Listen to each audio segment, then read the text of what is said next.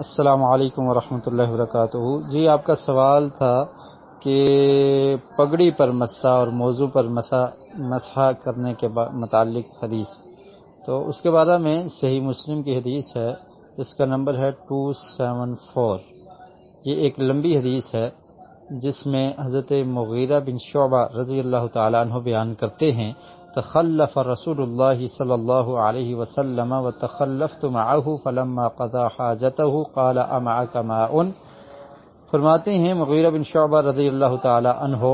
کہ اللہ کے رسول صلی اللہ علیہ وسلم پیچھے رہ گئے، سفر میں تھے تو آپ پیچھے رک گئے، اور کہتے ہیں کہ میں بھی آپ کے ساتھ پیچھے رک گیا۔ آقا علیہ الصلوۃ والسلام نے قضاء حاجت کی اور اس کے بعد مجھ سے پوچھا امعک ماء، کہ کیا آپ کے پاس پانی ہے؟ فاتیتہ بمطہرۃ، تو میں وہ طہارت کا سامان لے کر حاضر ہوا، پانی لے کر آیا۔ فغسل کفیہ ووجہہ، تو آپ نے اپنے ہاتھوں کو دھویا، اپنے چہرے کو دھویا، یعنی وضو کیا۔ ثم ذهب يحسر عن ذراعیہ فذاک کم الجبۃ، پھر آپ نے اپنے کونیوں کو دھونا چاہا، آپ کا جو جبہ جو آپ نے پہن رکھا تھا وہ تنگ تھے اس کے بازو، تو آپ نے اپنے ہاتھ کو نکالا اس سے، جبے کے نیچے سے، اور پھر وَأَلْقَى الْجُبَّةَ عَلَى مِنْكَبَيْهِ، اپنے کندھوں کی طرف سے اس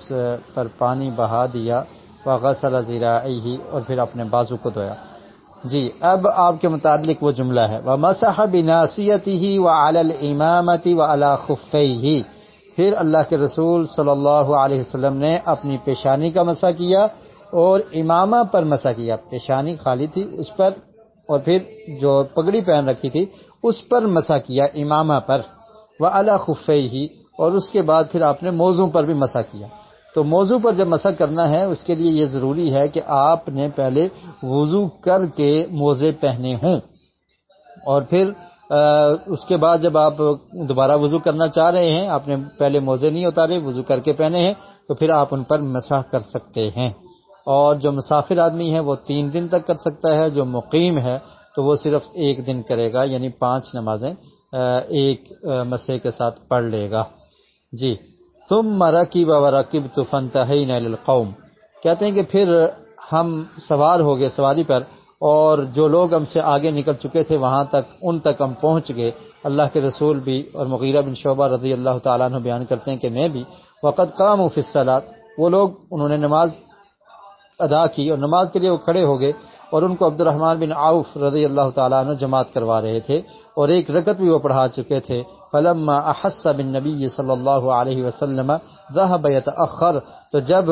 عبد الرحمن بن عوف رضی اللہ تعالیٰ عنہ نے یہ محسوس کیا کہ پیارے رسول صلی اللہ علیہ وسلم تشریف لے آئے ہیں، تو وہ نماز کی حالت میں ہی پیچھے ہو گئے تاکہ اللہ کے رسول امامت کروائیں اور مصلی امامت پر آ جائیں۔ فَأَوْمَعَ إِلَيْهِ، تو اللہ کے رسول نے ان کی طرف اشارہ کیا کہ آپ ٹھہرے رہیں اور آپ ہی جماعت کروائیں۔ فَلَمَّا سَلَّمَ، تو جب سلام پھیر دیا عبد الرحمن بن عوف رضی اللہ تعالی عنہ نے، جماعت مکمل ہوئی۔ قام النبی صلی اللہ علیہ وسلم وقمت، تو پھر اللہ کے رسول کھڑے ہو گئے، اور مغیرہ بن شعبہ کہتے ہیں میں بھی آپ کے ساتھ کھڑا ہو گیا، اور پھر ہم نے وہ رکعت مکمل کی جو ہم نہیں پڑھ سکے تھے۔ تو اس حدیث میں مسح کا ذکر موجود ہے، پیشانی اور پھر اس کے ساتھ پگڑی پر مسح کرنا، اور پھر اس کے بعد موزوں پر بھی مسح کیا جا سکتا ہے، اور یہ سنت سے ثابت ہے۔